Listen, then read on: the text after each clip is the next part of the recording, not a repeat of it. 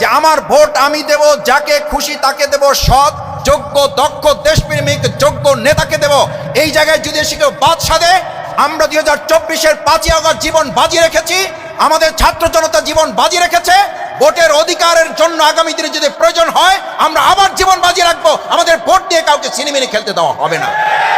সুষ্ঠু নির্বাচন দিতে পারবেন কিনা আমরা এখনো গ্রামে গঞ্জে তা নিশ্চিত করতে পারি নাই, কারণ না পারার পিছনে দুটো গুরুত্বপূর্ণ ভূমিকা আমাদের কাছে প্রতীয়মান হয়েছে।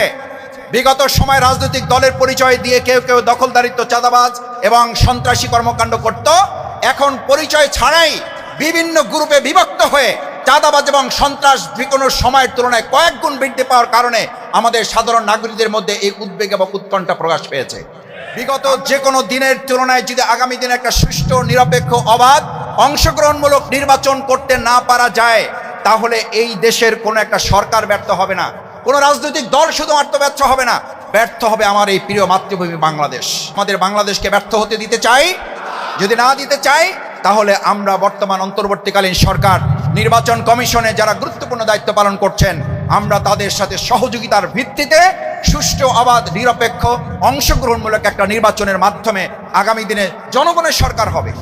জনগণ যাদেরকে সমর্থন দিবে, জনগণ যাদেরকে মত দিবে, জনগণ যাদের পক্ষ নিবে, তারা যেন সুষ্ঠুভাবে, স্বাধীনভাবে, দুশ্চিন্তা, উদ্বেগ, উৎকণ্ঠা মুক্তভাবে তারা তাদের সমর্থন ব্যক্ত করতে পারে, সেটার পরিবেশ তৈরি করতে হবে।